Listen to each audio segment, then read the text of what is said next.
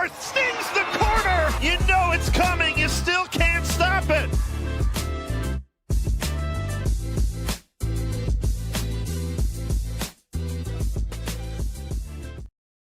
Happy Final Four week, everybody. It's Tuesday night. It's 8 o'clock. It's the Lacrosse Rundown.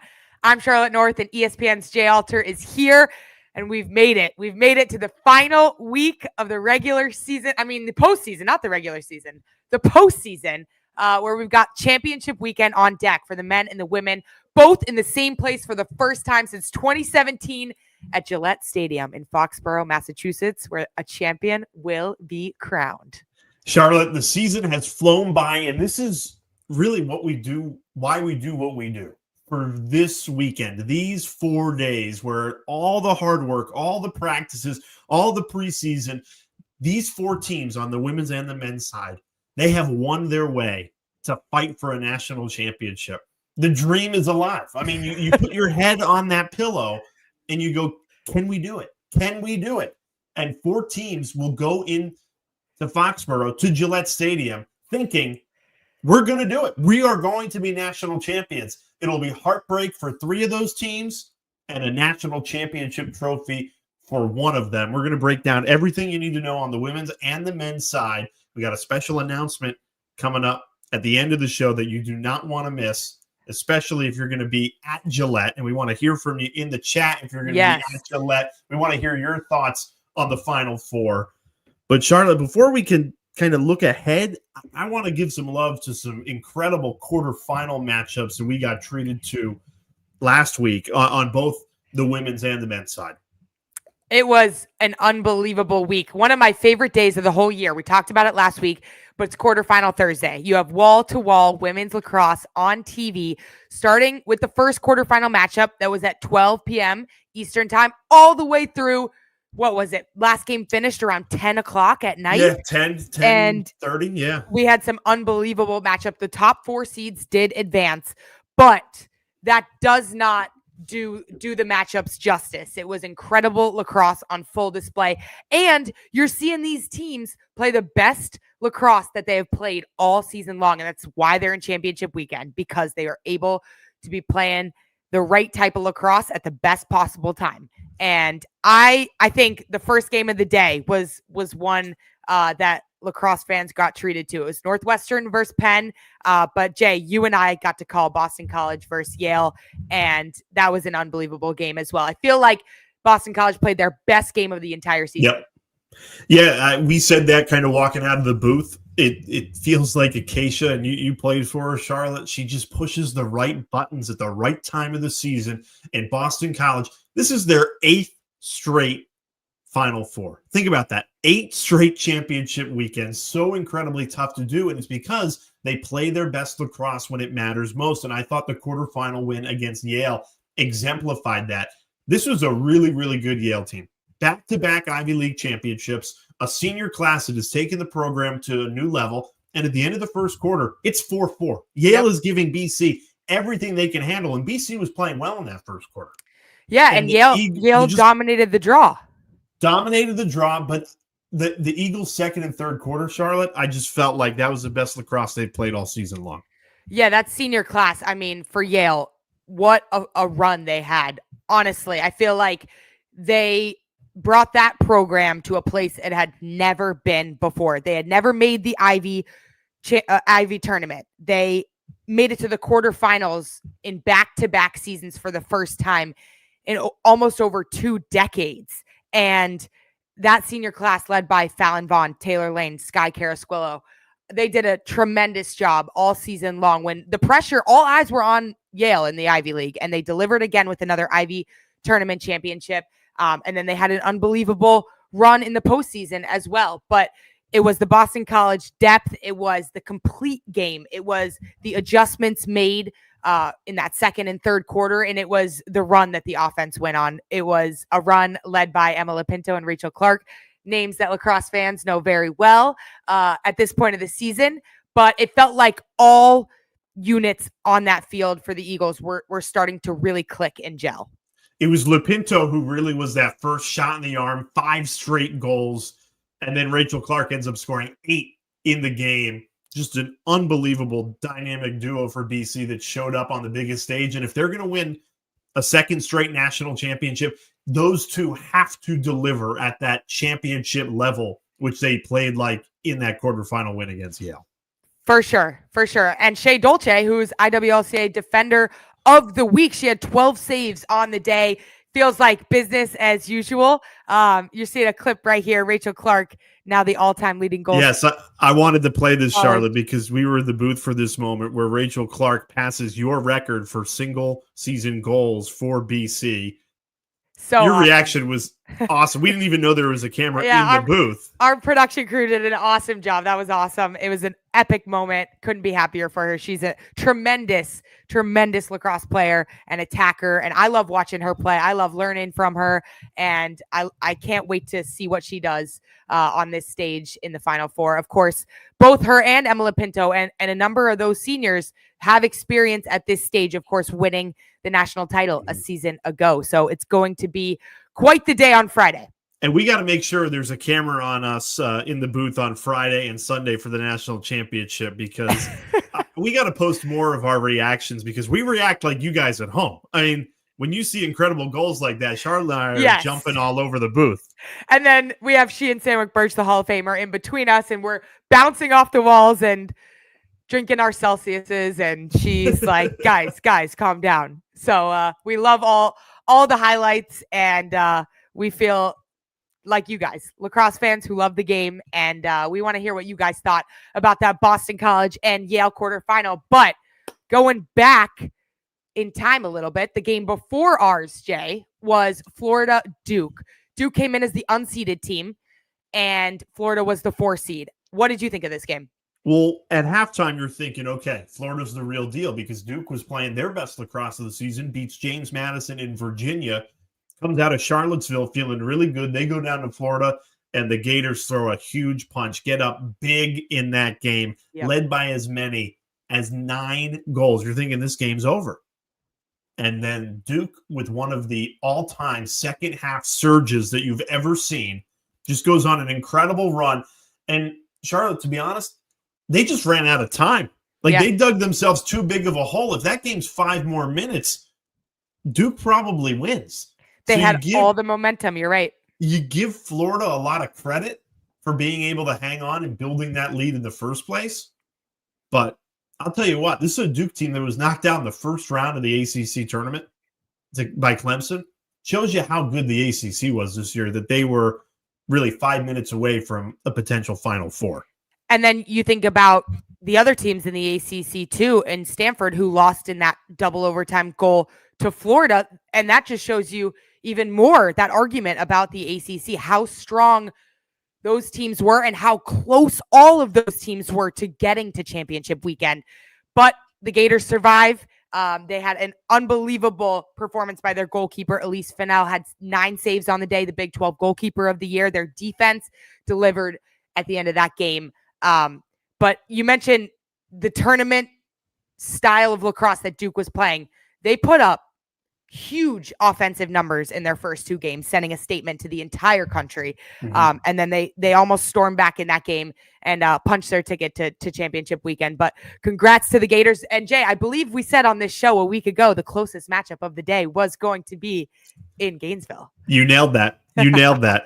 It'll be very interesting because Florida comes in on a 17-game winning streak, which is the second longest win streak in the country. Number 1, obviously, being North Carolina, who the whole season has been a win streak. They're the only team in the country that has not lost. So that'll be a very interesting semifinal, and we'll break those down a little later. The chat, by the way, lighting up. Keep it coming. So many people fired up that they will be there in person, just like us, to watch the Final Four at Gillette Stadium. People wanting to know our Touraton winners. We'll get to that during our Q&A session. So keep the chat active. Yes. We want to hear what you have to say as we continue to roll down these quarterfinals.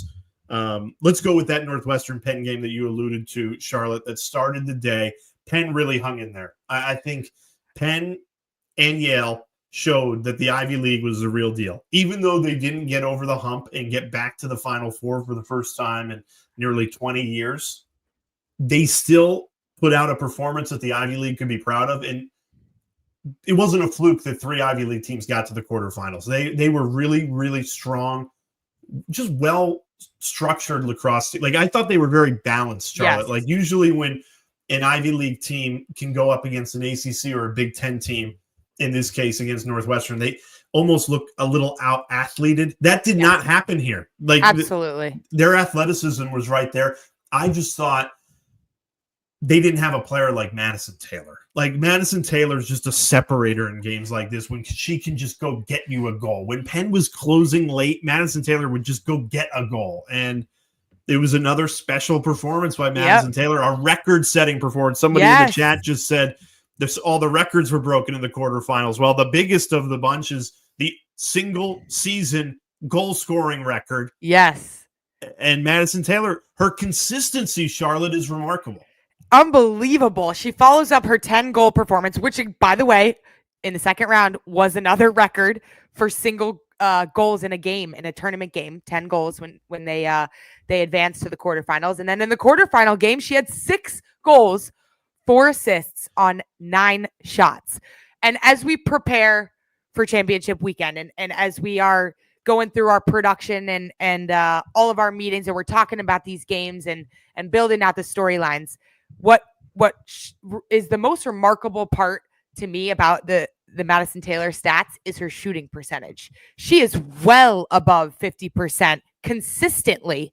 In this game, she was 6 goals on 9 shots, but that's the standard for her. So she's not taking a bunch of shots. She's taking high percentage opportunities and she's putting them in the back of the net. And it's truly unbelievable what we're witnessing. The types of numbers that she is putting up this season is nuts. But credit to Penn. The Quakers had an unbelievable season. They took down the top team in the Ivy League during the regular season, which was Princeton. They took them down in a must-win situation with their backs against the wall. They went all the way down the wire with Yale in the Ivy League semifinal game, and they put on a tremendous performance against Northwestern. And it kind of felt like if the game continued on, it might have been closer, similar to what we just mentioned happened in the Florida Duke game. But they had Anna Brandt, one of the best two-way midfielders in the country, on both the men's and the women's side, I would argue. She does a little bit of everything all over the field. She had 5 goals in this game,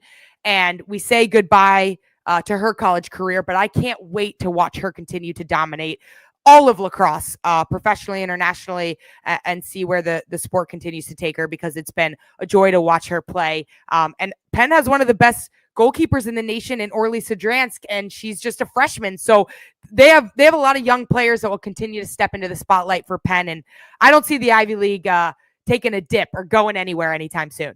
No, I totally agree with you. Going back to Madison Taylor for 1 second, I don't think there's a player in the sport since you stopped playing college lacrosse, that is as intimidating on the 8-meter.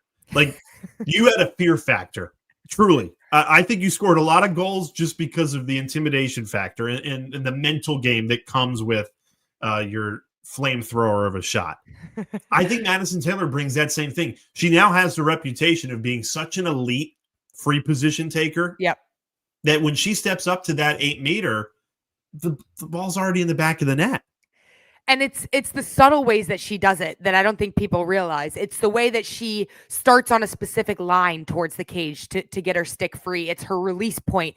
It's her subtle deception that might not jump off the page when you see her take these types of quick shots, but the numbers don't lie. The efficiency doesn't lie. It's quite ridiculous, the rate in which she's able to convert on the 8-meter and also just score at will. And so congrats to her on setting that record. Of course, we've got a showdown between Boston College and Northwestern in the semifinal this Friday, which we'll get to. But the Northwestern Wildcats are back in championship weekend, and it feels like, they're a mainstay at this point. Mm-hmm. And then final quarterfinal. Honestly, I don't have too much to say about this one, Charlotte, because it was a professional performance from number 1 North Carolina. Like, you hear about sports just taking care of business. It was very routine. They put it away early, and they found separation early in the first half, got up 8-1, and it was just a professional job. Like, they are truly going about their business. It looks easy out there. And for me, Charlotte, it's the freshmen. Like, usually when you're seeing an undefeated number one team, it's because it's 10 seniors and they've all played together and they got great chemistry. They're led by Chloe Humphrey, first-year player. Eliza Osborne, I think, is emerging as one of their best players. Yes. This is not a veteran team. They have veterans, but it's the freshmen that have really shown up and impressed me in the ACC championship and here in the NCAA tournament. Yeah, I couldn't agree more. I think specifically in that ACC tournament and the ACC championship, the freshmen, certainly the number one overall recruiting class coming into this season, they have delivered in big moments and showcases North Carolina's depth all over the field, including Betty Nelson in cage as their goalkeeper. But I got to give credit to Ashley Humphrey, who set a record as well, as we were talking about records. She broke the all-time NCAA career assists record, breaking Kylie O'Miller's record that was at 246, I believe. And Ashley Humphrey now sits at 250 on her career as she continues on into the national semifinals. So she had 2 goals, 5 assists on the day. But what a cool moment for her to break that record. She's also on pace to break her own record. She set a single season NCAA record for assists while she was at Stanford of 82. And she's 88. And she's at 82 right now. So she could break her own single season record. And kind of out of nowhere, Charlotte, if UNC, particularly if the Tar Heels can finish this perfect season and win a national championship, Ashley Humphrey, with all her accolades, goes down as one of the most decorated players to ever play college lacrosse. And we don't really put her in that conversation probably as much as we should, considering what she has accomplished. Yeah, and Tewaaraton finalist this season, and so is her sister Chloe Humphrey. They're just such a unique tandem on the offensive end that is very hard to scout against and game plan against because of their diverse skill sets. And then you throw in their midfield depth, and it's a scary offense. That offense took 51 shots compared to Princeton's 29. That was a stat that stuck out to me in that quarterfinal game. They were able to generate a lot of shots. So that goalkeeper for Princeton, Amelia Hughes, saw a ton of shots.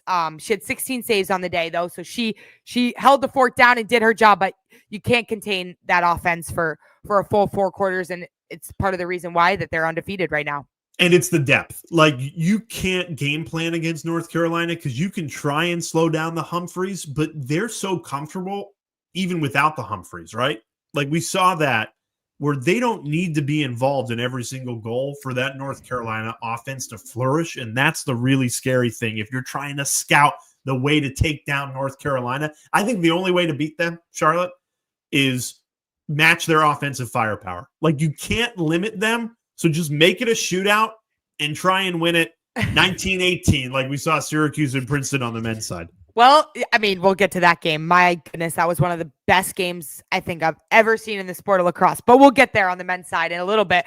But yeah, I mean, that just draws my brain to the draw. If that's how teams will keep pace with them and how important the draw will be when you go up against them. So Florida's going to have a tall task at hand going up against the number 1 undefeated Tar Heels, but focusing in on possession. You know, you can't score if you don't have the ball. And if that's, the name of the game to if you're going up against them, I think it's going to be critical to have a good day at the draw. But I think you're seeing it with their entire roster and you're seeing it with their depth. But, this North Carolina team, number 1 scoring offense, number 1 scoring defense. They're doing their job on both sides of the ball. And it's been really fun to see their dominance in terms of, adjustments, X's and O's, superb 1v1 offense and defense, and then team offense and team defense. So if you're a lacrosse fan, Friday should not disappoint.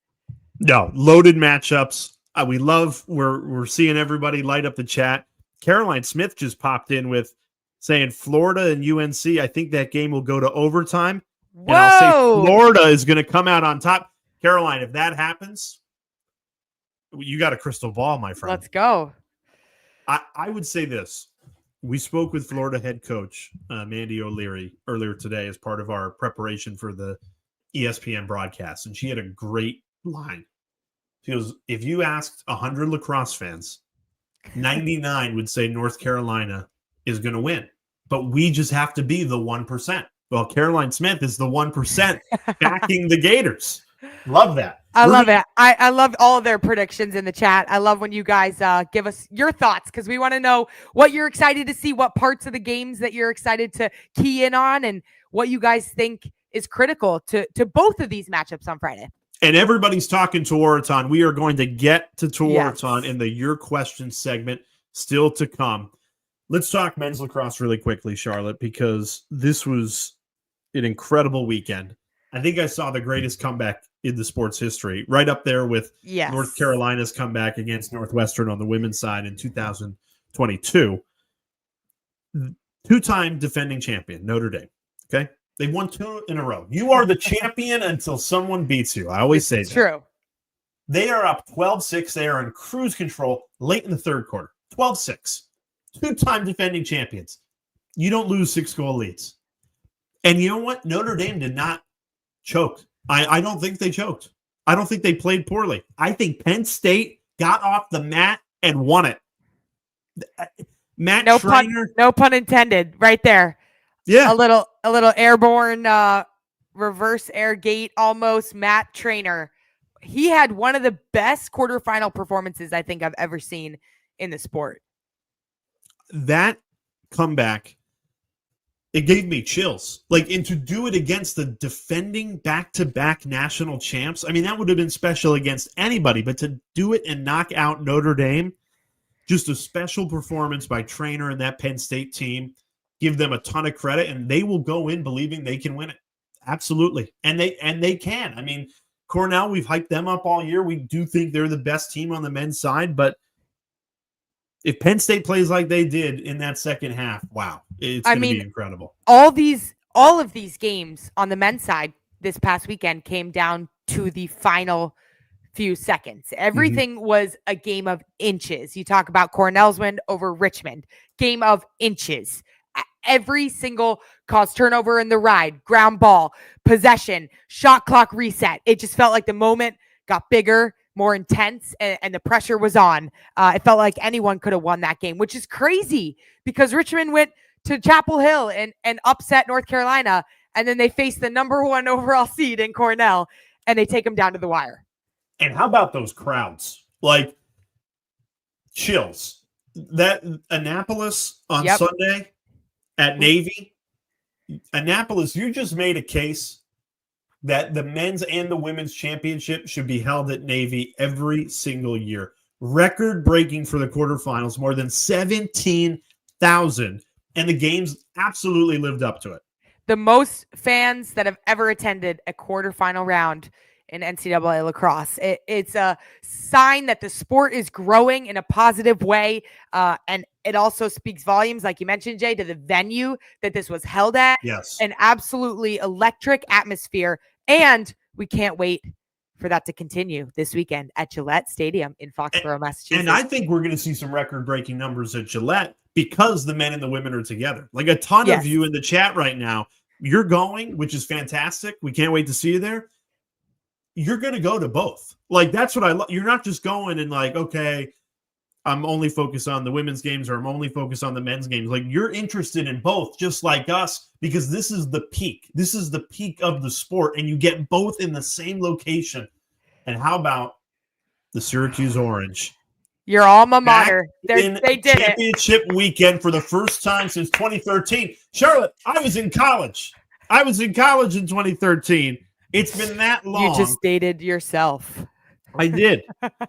I'll tell you what. I got to say, I did not believe. I thought Princeton was going to pull it out.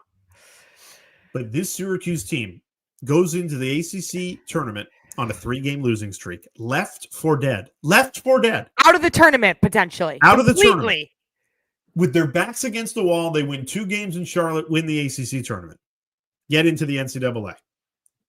Go down to Harvard. They're down 7 goals in that game. Roar back to win it in overtime. Then beat Princeton 19-18. Is this the team of destiny? Is Gary Gate and Joey Spallina in this incredible junior class, is this the team of destiny, Charlotte? I think they're the most balanced team in the field. I really do. I think Cornell has the scariest offense in the Final Four, hands down. Agreed. But I think that from goalie to close defense to LSM to short stick to face off to midfielders and attackers, I think they're the most balanced team. Check out the performance by number 22, Joey Spallina. And he had a performance for the ages. It felt like a homecoming of sorts. He's a Long Island native. They played at Hofstra. I'm sure he had tons of family and friends in the crowd. And that offense, both offenses, of course, this is what felt like a shootout, 19-18. But both offenses put up some highlight-worthy goals. And Joey Spallina had a performance that carried his team back to championship weekend for the first time since 2013. So happy for Gary. And yes, it feels like it is just a momentous moment for the program, for him, and for those players. Agree with you with everything you said with Joey Spallina. 4 goals, 4 assists. Truly a special performance from him. You mentioned Gary Gate. I've known Gary Gate a long time. Used to cover his games in college when he was the head coach of the women's games. Team. Yeah. Yep. When he was the head coach of the women's team, has moved over to the men. He's a big believer in oh God, I can't even say it. Visualizing. What do you call it? I know you did that. Visualization. Yeah. Okay, yeah. There it is. Good thing I don't talk for a living, Charlotte. That would be terrible. Gary Gate, he's got those kids. Eyes are closed. They are visualizing winning that national championship. And like I said to start the show, all 4 teams on the men's and the women's side, they believe. They believe. The dream is right in front of them, but who can win these 2 games in 3 days to win a championship? We are going to have full Final Four breakdowns for you and what will be the best 4 days of the year in Gillette. And we're not going to do it right now. Why wouldn't we do it right now? Because special announcement. There will be a Friday morning show live from Foxborough at Patriot Place. We are teaming up with Vineyard Vines. You do not want to miss it. We're going to tell you everything that Vineyard Vines has in store for you. They've got some awesome things planned for lacrosse fans. We're going to be checking it out, and we are going to break down every single semifinal matchup, give you our thoughts on how the 4 days is going to play out. So we'll do it Friday morning before the women's doubleheader at 3 and 5:30. And then the men's semifinal Saturday, women's championship Sunday, and the men's championship on Monday. It is the best weekend in the sport, and we are so pumped to team up with Vineyard Vines. They believe in the sport. They love the lacrosse rundown, and we're excited to bring you all of this show to life right at Gillette Stadium for you guys to see and for you guys to listen to. And if you guys are traveling to Foxborough and you're getting ready to maybe play in a tournament, come watch the Final Four, throw the show on your travel day, listen to what we think these 2 epic semifinal matchups may consist of, and get to know what our friends at Vineyard Vines have cooking up for this weekend. But it's going to be epic. We cannot wait to be there at Patriot Place.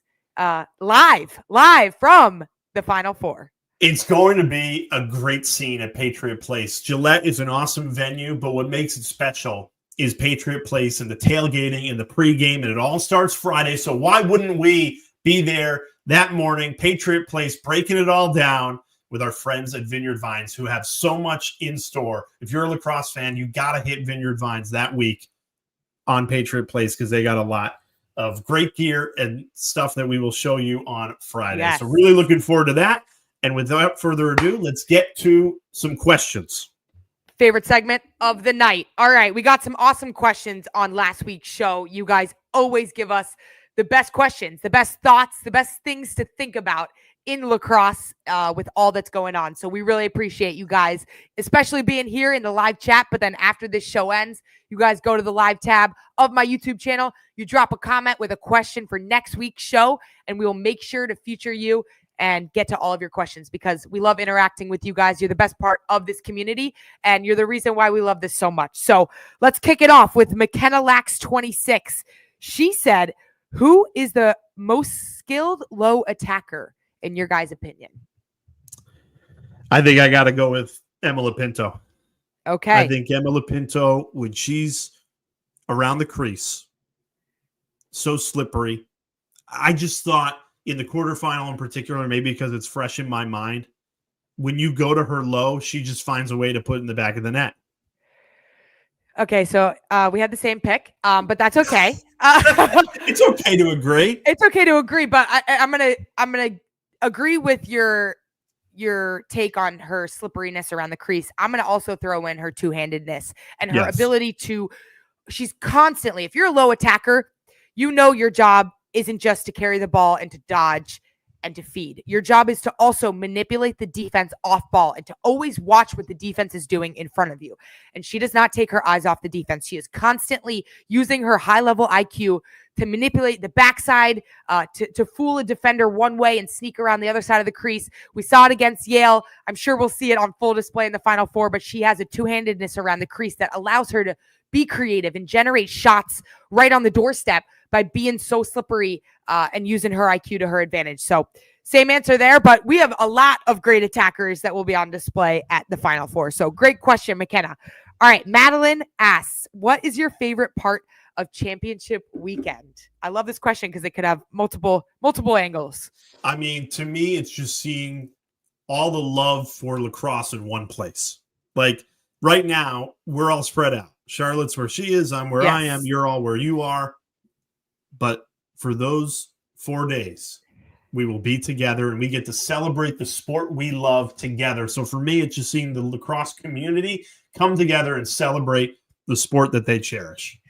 I couldn't agree more. I get full chills every single year watching or being in the booth or playing on the field. I've been fortunate to play in a couple of these. And when you line up for the national anthem and you hear it, and then the whole crowd is silent, the national anthem is going, and then at the end the fireworks go off and everyone's cheering and the crowd is packed. There's so much energy in the stadium, and it's a culmination of so many things for everybody, for the fan, for the viewer, for the families and friends of the players, for the players themselves, for the coaching staffs and the support staffs and the admin at these programs. It's a culmination of a whole body of work throughout the entire year and sometimes multiple years.